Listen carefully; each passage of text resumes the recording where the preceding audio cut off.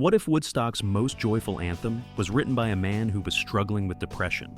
A scholar so brilliant he taught Son House forgotten blues classics, then died at 27 with paychecks as bookmarks.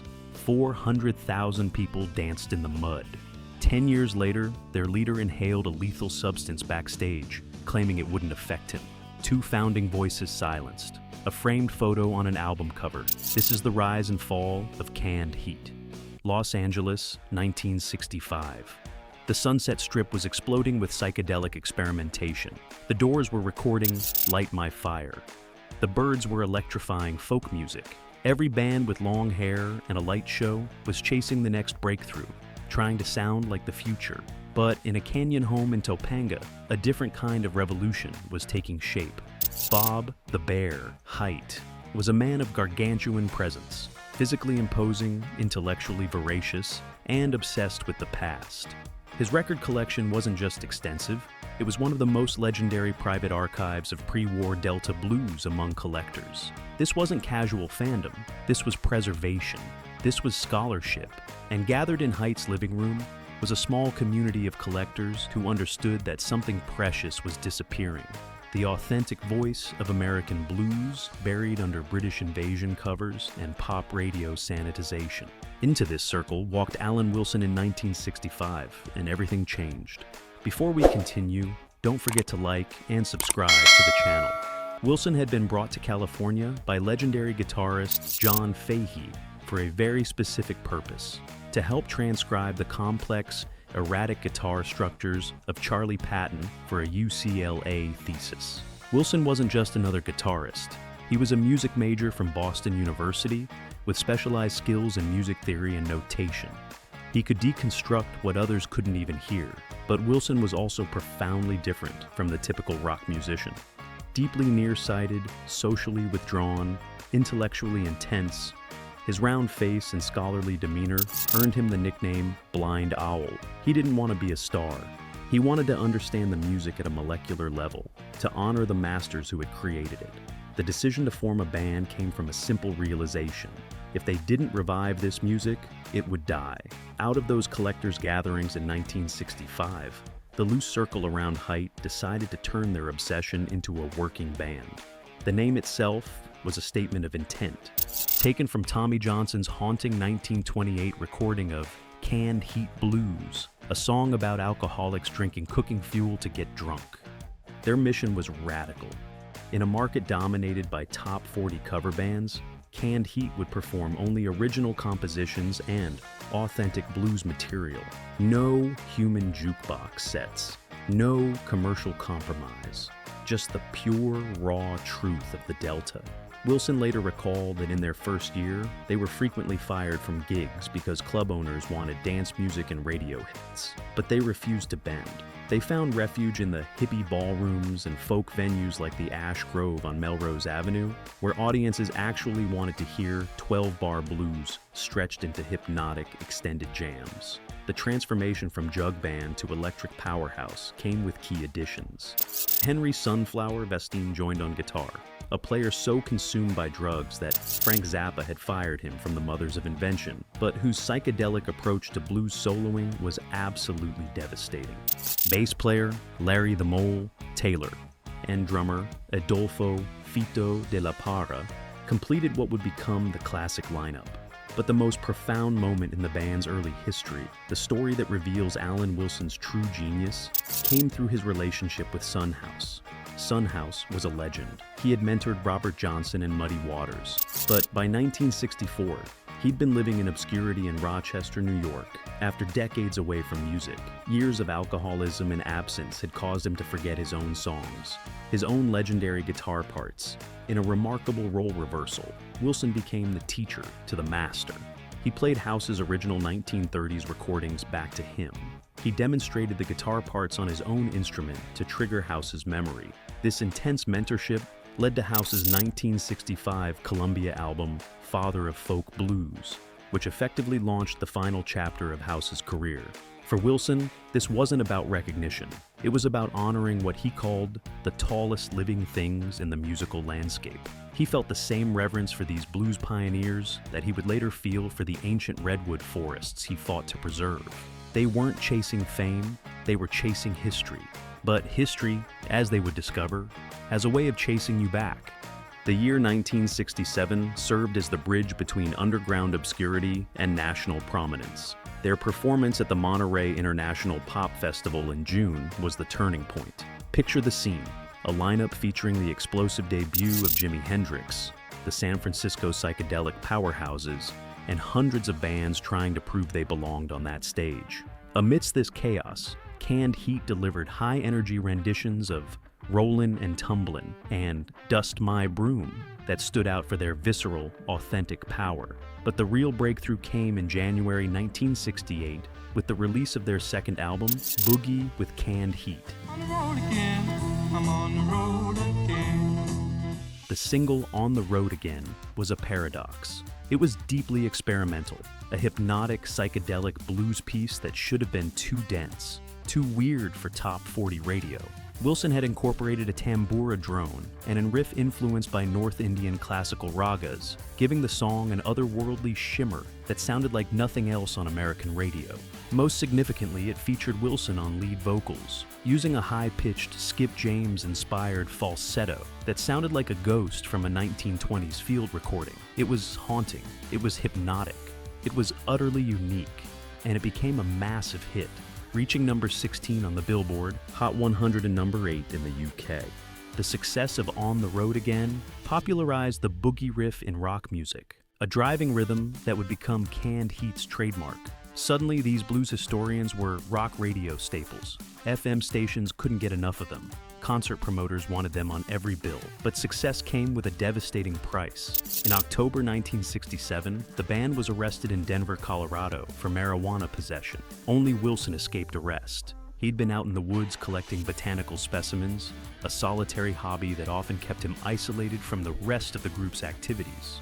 Lacking funds for an adequate legal defense, the band's management made a desperate deal. Their manager agreed to give up the band's share of its publishing and record royalties in exchange for $10,000 to raise bail. This single decision would cost them millions in future royalties. The song that made them famous would enrich everyone except the men who created it. The irony was crushing. A band preserving American musical heritage couldn't even own the rights to their own songs. By August 1969, Canned Heat had reached the absolute summit.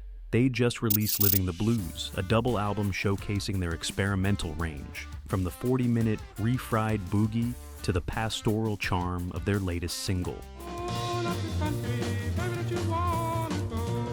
Going Up the Country was another Wilson masterpiece, an adaptation of Henry Thomas's 1928 Bulldoze Blues that had climbed to number 11 on the charts. With its joyful flute melody and lyrics about escaping to the countryside, it had already become what critics called a rural hippie anthem, but its true destiny was still ahead. The Woodstock Music and Art Fair, August 16, 1969.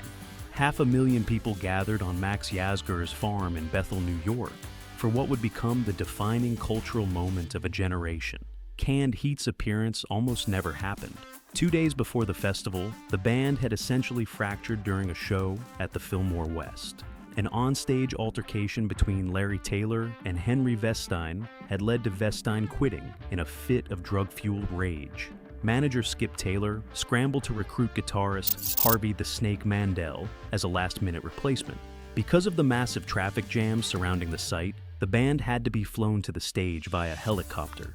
Fito de la Parra later recalled the surreal nature of the flight, looking down at the 500,000 people and realizing they were about to play for the largest audience in rock history. They hit the stage in the early evening under a darkening Bethel sky. What happened next was electric communion. Their performance was arguably the most high energy of the entire festival, capturing the amped-up crowd with their relentless boogie beat. When Wilson stepped to the microphone to sing Going Up the Country, the flute melody became the defining sound of the weekend. One moment captured the spirit perfectly. A fan climbed onto the stage and was immediately intercepted by security. Bob Hite stopped the guards, famously sharing a cigarette with the fan. This simple act of humanity, captured in the Woodstock documentary, became visual shorthand for the festival's promise of peace and community.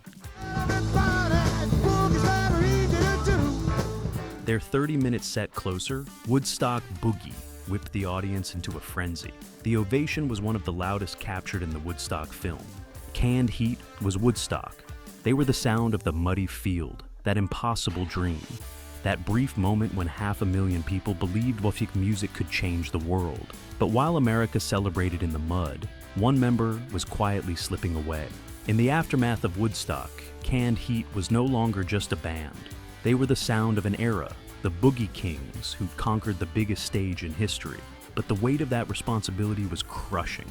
Alan Wilson was particularly ill-equipped for superstardom. Despite commercial success, he felt a profound sense of alienation from the rock and roll lifestyle. He didn't own a home. His wardrobe was sparse. He was known to use uncashed paychecks as bookmarks. His true passion lay elsewhere, in ecology and botany. Wilson was a pioneer of the environmental movement long before it was mainstream, obsessively reading books on plant science and practicing yoga and breathing exercises to improve his harmonica playing. He felt visceral pain at the destruction of the natural world, particularly the ancient redwood forests of California. He launched his Music Mountain project to raise money and awareness for redwood preservation.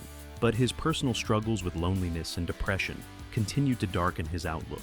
The band's appetite for drugs didn't help. The very substances they had warned about in their own song, Amphetamine Annie, were consuming them from the inside. Following Henry Vestein's departure, the Woodstock lineup with Harvey Mandel lasted only a year before Mandel and Larry Taylor both defected to join John Mayall's Bluesbreakers in spring 1970. This constant turnover made it difficult to maintain creative momentum, even as they recorded Future Blues, which featured their last major hit, Let's Work Together. The machinery of success was grinding them down. The dream that had started in Bob Hite's living room, the pure, scholarly mission to preserve Delta blues, had been replaced by something darker, more commercial, more exhausting. And for Alan Wilson, the pressure was becoming unbearable. In May 1970, the band entered the studio to record a collaboration with their idol, John Lee Hooker. The resulting double album, Hooker and Heat, represented a high point, particularly for Alan Wilson. But the joy didn't last long. By late summer 1970, Wilson's depression had reached a critical point. He'd recently undergone psychiatric care. He'd been hospitalized. The darkness that had always lurked beneath the surface was now overwhelming. On September 3rd, 1970, on the eve of another European tour, Alan Wilson's body was found in his sleeping bag on a hillside behind Bob Hite's home in Topanga Canyon. He was 27 years old. The official cause of death was listed as accidental acute barbiturate intoxication, but his bandmates and close associates believed something else. Wilson had simply decided he couldn't go on. He became one of the first members of the Tragic 27 Club, dying just 2 weeks before Jimi Hendrix and a month before Janis Joplin. For Canned Heat, the loss was existential. They hadn't just lost a member, they'd lost their composer, their musical scholar, the haunting falsetto voice that had defined their greatest hits. The cover art for Hooker and Heat, released posthumously in early 1971, serves as a haunting memorial. The photo features the band gathered around John Lee Hooker in Bob Hite's living room. Because Wilson was already dead when the photo was taken, a framed picture of him was placed on the wall behind Hooker, a ghost in the background of their final great success. Following Wilson's death, Canned Heat underwent what one critic called constant reconstruction. Bob Hite remained the emotional heart, but the spark of the original blues scholarship had been significantly dimmed. Throughout the 1970s, the band continued to tour and record, but they were fighting against a tide of changing musical tastes. They released albums like Historical Figures and Ancient Heads and The New Age, but commercial success eluded them. But the darkest chapter was still to come. The story of Bob the Bear Hite's death is one of the most harrowing anecdotes in rock history, the absolute bottoming out of the band's drug-fueled trajectory. On April 4th, 1981, during a set break at the Palomino Club in North Hollywood, Hite was handed a vial of pink Persian heroin by a fan. Despite warnings from Fito de la Parra, Hite boasted, "This stuff ain't even gonna get me high," and snorted the entire contents. He immediately collapsed. In a surreal attempt at revival, others tried to bring him back with a massive dose of cocaine, which Hite snorted on junkie autopilot while still in a coma. The band, accustomed to Hite passing out, finished their show without him. Bob Hite died in the back of a van on the way to De La Parra's house in the early hours of April 5, 1981. He was 38 years old. The two founding voices, the Scholar and the Bear, were gone. The band that had played to 400,000 at Woodstock had been reduced to a name, a legacy, and the ghost of what they'd once been. Despite the devastating loss of its founding pillars, the name Canned Heat survived. Under the stewardship of drummer Fito de la Parra, the sole remaining member of the classic lineup, the band has continued to tour for over 5 decades. They became the keepers of the flame, a living testament to the power of the boogie and the importance of the blues tradition. Come on, let's work together. Their sets at Monterey and Woodstock are preserved on film, ensuring that their role in the blues revival is never forgotten. The image of Bob Hite sharing a cigarette with a stage-rushing fan remains one of the most iconic moments of the Woodstock documentary. The irony of Canned Heat is profound. A band so obsessed with the past ended up creating the music that defines the memory of their own era's future. They showed that scholarship and passion could coexist with commercial success, and they demonstrated, tragically, that the price of preserving history can sometimes be your own future. Alan Wilson's environmental activism was decades ahead of its time. His musicological work helped preserve the legacy of Son House and dozens of other forgotten blues masters. His compositions became the soundtrack to the biggest cultural gathering in history, but he couldn't save himself. Bob Hite's record collection became the foundation for countless reissues and archival projects.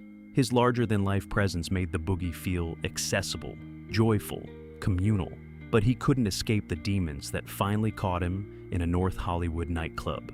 The story of Canned Heat is a reminder of the fragility of the countercultural dream, a dream once shared by 500,000 people in a muddy field, but ultimately lived and lost by the men who provided its soundtrack. Hearing that opening riff of On the Road Again isn't just about hearing a song. It's about remembering a time when music felt like it could save the world, even if it couldn't save the men who played it. Canned Heat proved that the deepest scholarship can birth the most joyful music, and that joy can mask the darkest pain. They played to 500,000 at Woodstock, while their genius quietly drowned in depression. Two founding voices lost to the very darkness they tried to escape through the boogie. But the songs survived. The legacy endures. When you hear Going Up the Country, does it take you back to 1969? Drop your memory in the comments below, and don't forget to like and subscribe for more stories from rock's golden era.